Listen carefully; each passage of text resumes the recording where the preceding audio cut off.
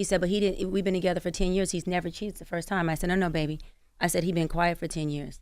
He decided to bark on year number 10. Jesus Christ. So you don't think that he could change in that marriage and not cheat anymore? First of all, nobody changes, including me. We shift, and that changes our life. And when I say we shift out of the things and behaviors that don't serve us after we learn, they're not working. Gotcha. And then we have to learn to manage those. Gotcha. So I am very firecrackery. When I was younger, I was very temperamental. I was very, who the fuck you talking to real quick. I just, because of my trauma, because of things, I just had a very protective, by all means necessary. I'm the oldest of 7. So I was, I light this place up. Mm-hmm. Is that still in me after all of my healing? Hell yeah. Mm-hmm. Do I manage it? Absolutely. Managing it just means that I'm high function. I'm able to regulate my emotions, right? Identify my emotions. Don't get into my feelings because emotions are healthy. Feelings cause problems. Right. And I can just say, okay, I identify that I'm angry. I'm frustrated. So now let me choose my response. Before I was low functioning. Once I felt it, I was triggered. And everybody in here was going to know. And it was going to be a problem. Mm-hmm. So does that still come up? Yeah. But do I have self-talk that says, we're not doing that? So you don't think people can change? You just feel like they change? We manage ourselves well. So a man who's a womanizer, he is always a womanizer. It's just how well can he discipline or manage his womanizing appetite, his womanizing actions, his womanizing desires? Can he manage his environment? Can he be in a room full of women and not womanize, and not cheat, and not step out, and not have infidelity issues? We like what we like. Mm-hmm. We are who we are. Okay, let's get into this because I have 2 major problems with Dr. Bryant, and I'm going to start with the second one. It is odd to say that people don't change or transform. And as a psychotherapist, I was really disappointed to see her say that. We know that sometimes people are just never the same. Something will happen to them. For example, a major tragedy. We all know people that have had a loss in their family, something tragic happened, something traumatic happened, and that person is never the same. So when she says people don't change, they just shift what they do, that's not true. We are actually fundamentally changed by our experiences and what happens. So if somebody can change via a trauma that happens in their life, via a tragedy that happens in their life, that literally foundationally changes who they are, how they process the world, how they interact with the world, how they show up in the world, how they experience the world, then that can also happen in a positive way. So every fiber of my clinical being was completely offended when she said that because it goes against what we know about human behavior. It goes against what we know about human people. People do change. People do transform.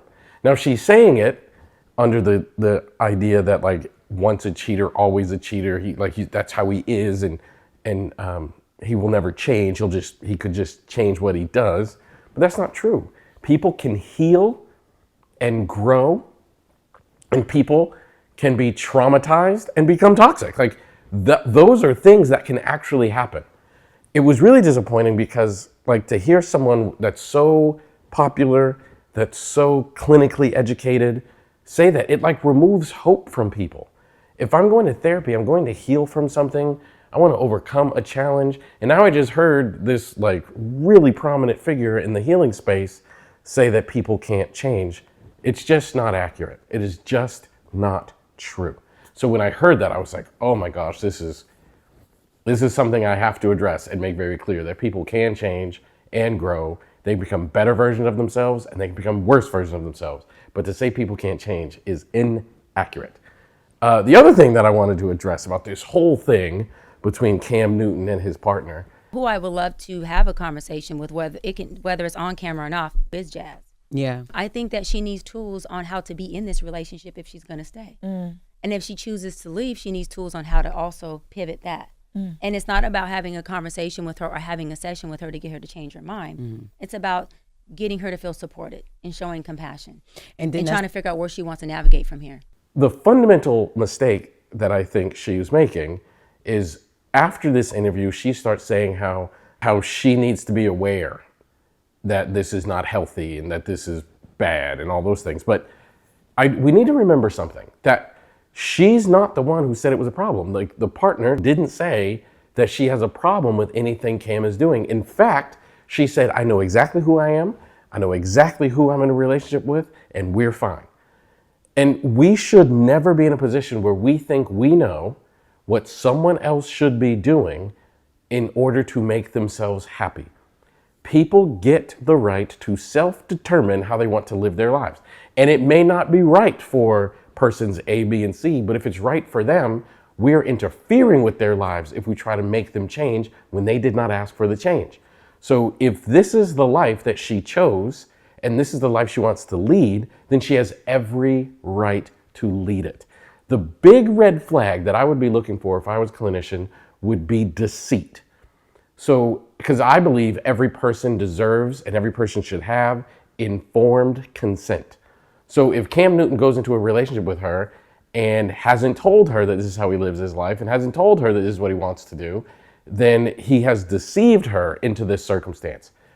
But she has been informed on what the situation is. She has been able to say that I want to participate in that situation. I'm okay with that situation. She has been able to say, like, this works for me. Then it is actually not appropriate for a clinician or anyone else to try to tell her what she has determined is right for her does not work.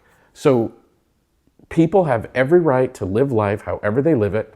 If it's good for them, but not good for you, you got to honor their individual choices. So I actually think the fundamental place where I disagree with Dr. Bryant is believing that what Cam Newton is doing is somehow wrong to her when she has overtly said, I am happy, I know the deal, I know myself, and I'm okay with our situation. Until that changes, we shouldn't talk to her about changing her circumstance at all. So that's my reaction.